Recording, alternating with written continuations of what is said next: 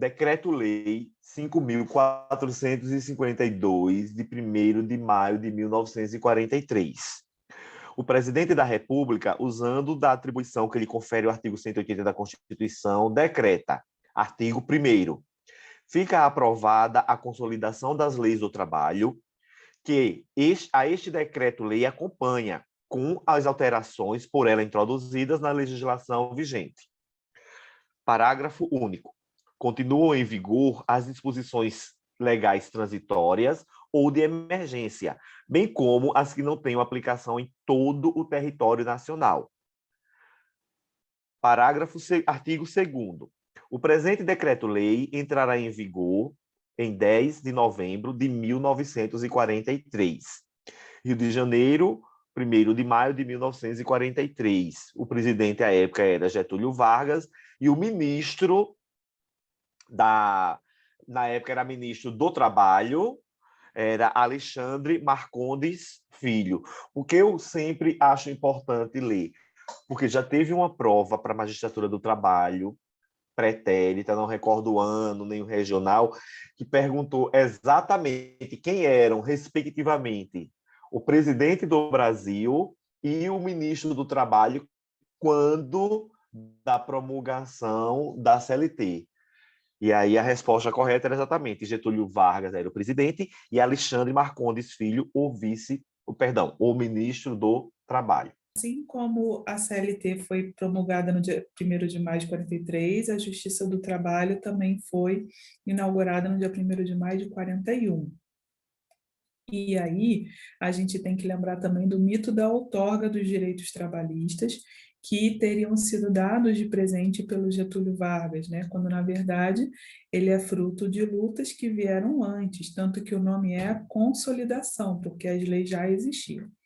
A consolidação é um procedimento previsto, inclusive, na Lei Complementar 95 de 98, que fala que todo ano as leis que têm igual temática deveriam ser consolidadas. Mas isso, claro que não acontece, porque elas teriam que mudar de número e daria um trabalho de todo ano ter que atualizar essas leis. E a gente hoje em dia tem muitas, né? Mas a consolidação, então, ela é uma figura jurídica que ela pega o que já existe. É claro que a CLT acabou ficando com uma cara de código, né? Mas ela foi uma consolidação.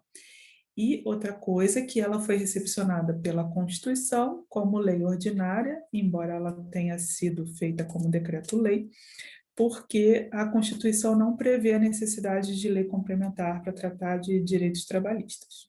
Aqui a evolução histórica interessante. 1824, que foi a Constituição do Império, previu a liberdade do trabalho. 1891, previu a liberdade de associação. 1930, criação do Ministério do Trabalho no Brasil.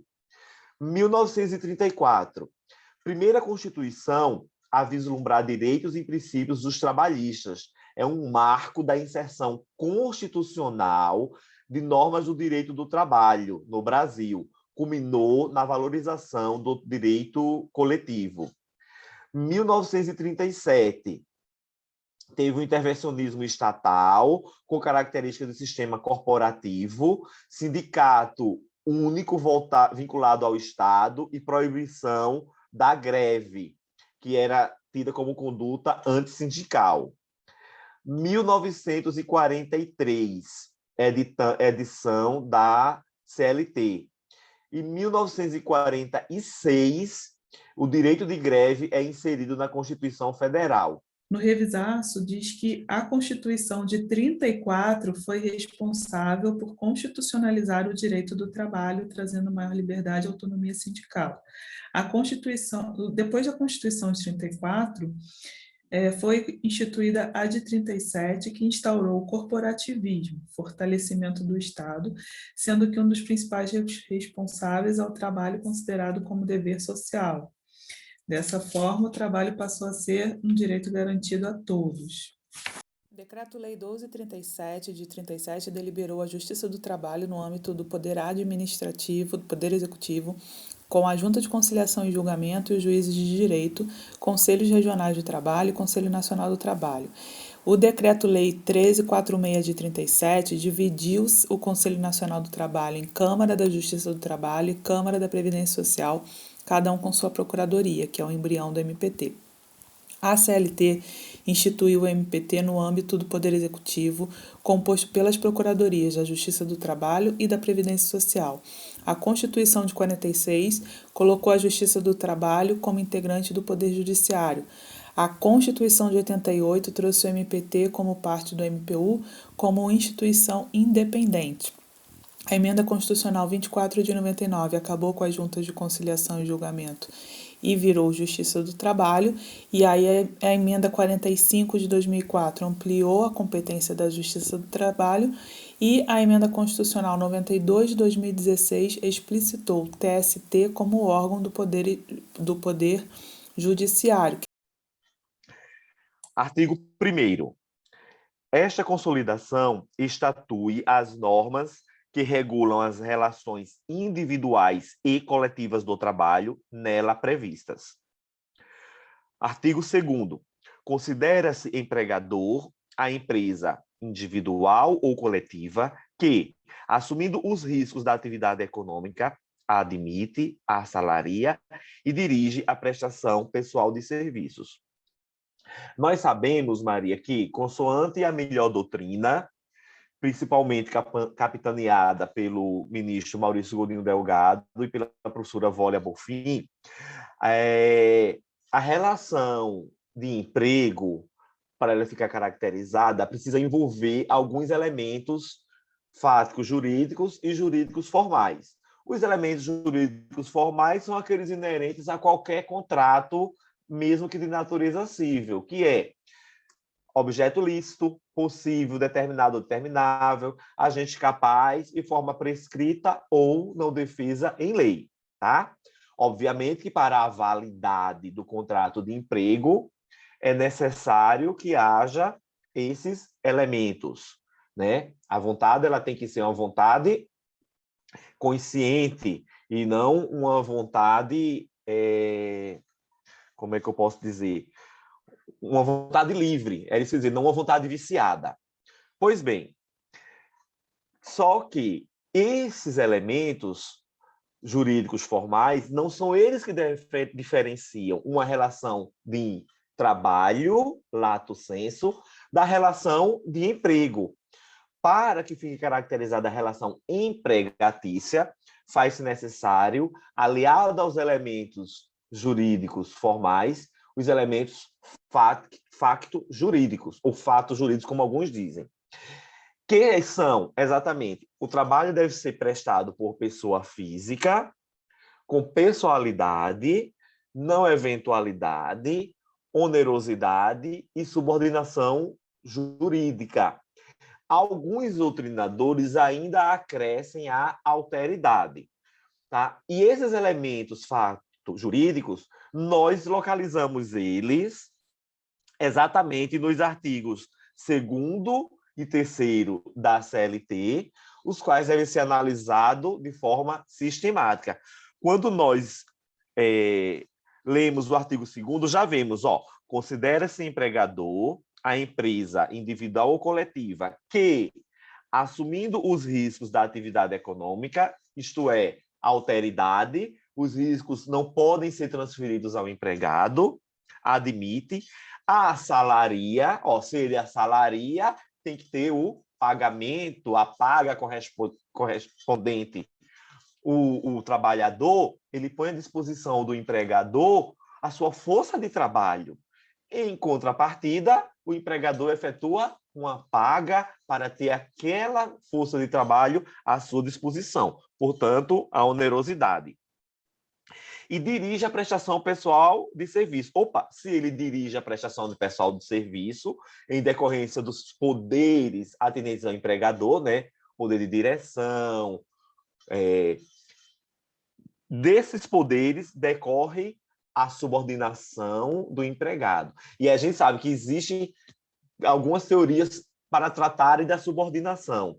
Sabemos que não é uma subordinação pessoal, porque o trabalhador é livre, é uma subordinação jurídica. O assalariar, né, a questão da onerosidade, pode não acontecer, porque às vezes a pessoa pode trabalhar e não receber, porque o empregador fica devendo. Mas isso não descaracteriza, porque o trabalho voluntário, para ser voluntário, ele tem que ser escrito e formal, né? Ele obedece a uma forma.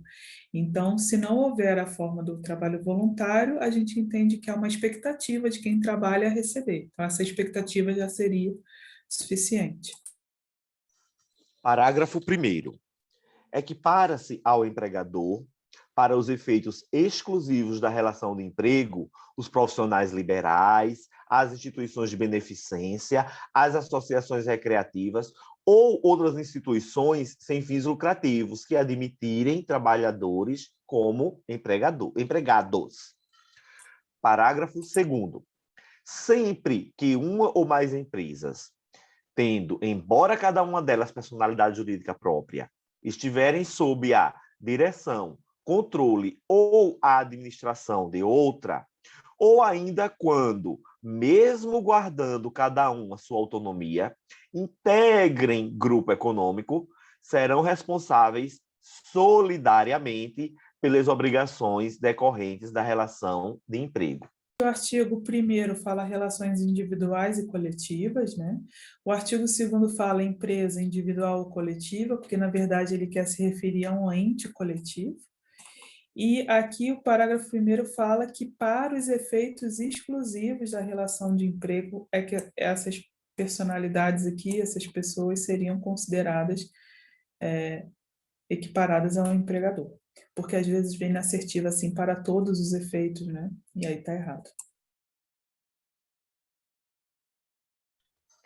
E aí, aproveitando um pequeno comentário sobre esse parágrafo 2º, que trata da figura conhecida e polêmica do grupo econômico, a gente sabe que hoje o grupo econômico ele não é mais apenas vertical, ele pode ser vertical ou horizontal, porque não precisa mais que as empresas elas sejam controladas, né? Elas podem cada uma dar livremente para integrar o grupo econômico. Tanto é que ele diz assim, ó, sempre que uma ou mais empresas, embora tendo cada uma delas personalidade jurídica própria, então cada empresa anda de per si, estiverem sobre a direção, controle ou administração do outro. Aqui, se parágrafo essa aqui, seria o grupo econômico vertical, porque aí teria a empresa mãe e teria as demais que estariam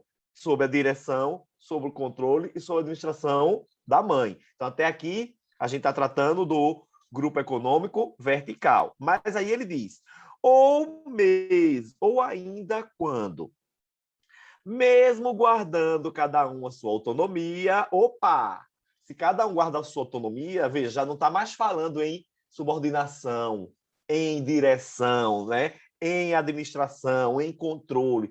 Então, aqui a gente já tem a figura do grupo econômico horizontal, tá?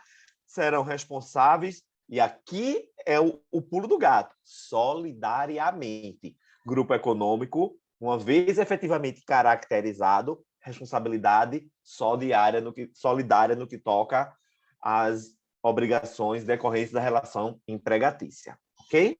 Diferente da terceirização, que acarreta a responsabilidade subsidiária. Parágrafo 3º. Não caracteriza grupo econômico a mera identidade de sócios, sendo necessárias para a configuração do grupo a demonstração do interesse integrado, a efetiva comunhão de interesses e a atuação conjunta das empresas integrantes. Isso aqui é muito importante, Maria, porque, por exemplo, eu posso ser sócio minoritário numa oficina de beira de esquina, posso também ser sócio minoritário num mercadinho de bairro, posso ser sócio minoritário numa farmácia. Vejam que são empresas totalmente distintas, né, totalmente desvinculadas, inclusive com fins diferenciados, objetivos diferenciados. Esse simples fato por si só, eu sei que ficou redundante, né? Simples fato por si só, mas eu quis que ficasse mesmo, não é suficiente para dizer que essas três empresas, que têm um sócio em comum, que sou eu, no caso, constituem um grupo econômico. É necessário aferir outros elementos, não é verdade? Isso, e aí na prática ficou, depois da reforma, que acaba que tem que analisar caso a caso, né? O conjunto probatório para saber, né? Para definir, na verdade, o juiz que acaba é, caracterizando ali, descobrindo se tipifica ou não. E aí eu tenho uma questão aqui de 2015, Maria. Apesar dela ser pretérita à reforma da CLT, mas ela está em consonância mesmo com a atual redação, que ela diz assim, ó: o inadimplemento das obrigações trabalhistas por parte do empregador implica a responsabilidade subsidiária do tomador de serviços quanto àquelas obrigações, ainda que ambas as empresas, tomadora de serviço e terceirizadas, pertençam ao mesmo grupo econômico. Ora, ele misturou exatamente. Lembra que você falou, no caso da terceirização, a responsabilidade é subsidiária. O que é que o examinador fez? Ele misturou o conceito, né, as duas coisas, subsidiária, perdão, começou a falar um pouquinho de terceirização, dando a entender que seria uma terceirização, mas ele terminou dizendo que tanto a tomadora de serviço como a prestadora de serviço faziam parte do grupo econômico. Opa, se faz parte do mesmo grupo econômico, não há se falar em responsabilidade subsidiária, e sim solidária, razão pela qual acarretou a nulidade da questão.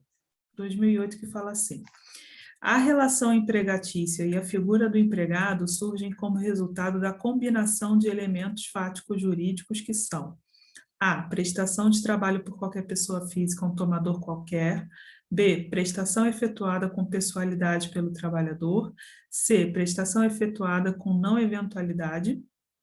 D. Efetuada sob subordinação ao tomador de serviços.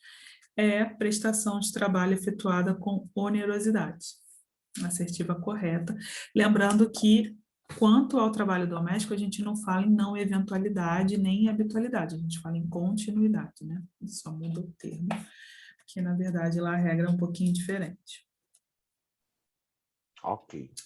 E aí, Maria, eu tenho aqui uma pequena jurisprudenciazinha rápida e interessante em relação a esses artigos que nós lemos, que diz assim, ó: a Lei 13.467 de 2017, conhecida como a Reforma Trabalhista, reformulou o Instituto do Grupo Econômico para fins trabalhistas, passando a admitir o seu reconhecimento quando demonstrado interesse integrado, a comunhão de interesses e atuação conjunta, não constando mais a necessidade de haver uma empresa controladora, consoante a novel redação do artigo 2º, parágrafo 2º e 3º da CLT, o que caracteriza o grupo econômico por coordenação horizontal, além do que já existia vertical.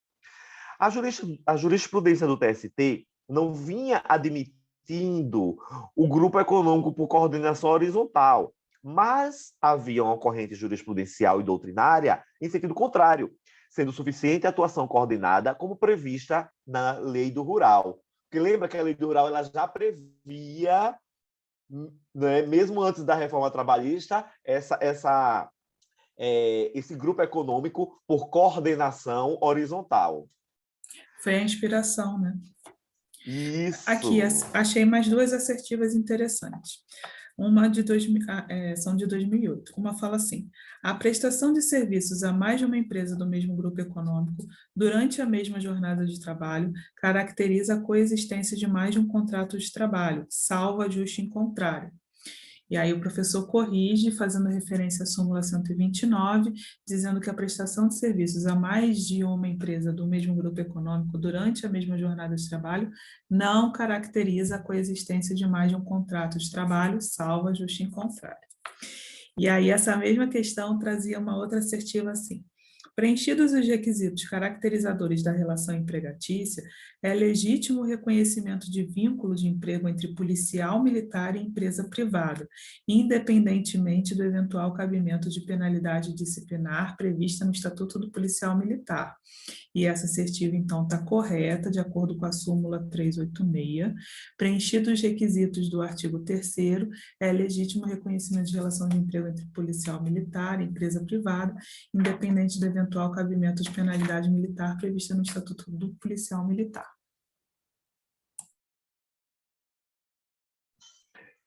E aí, continuando, só para concluir aqui, a mera identidade de sócios, nós sabemos que não caracteriza grupo econômico, de acordo com o artigo 3º, perdão, o parágrafo 3º do artigo 2º, incluído pela reforma, e o TST também já se posicionava nesse sentido, tá, Maria? De que a mera identidade de sócios não é suficiente por si só para caracterizar o grupo econômico, sendo necessária a análise de outros elementos comprobatórios nos autos. Nesse sentido, o informativo 83 do TST. E, para concluir, no informativo 136, o TST entendeu que a ocupação do mesmo espaço físico por duas empresas também não configura, por si só, grupo econômico.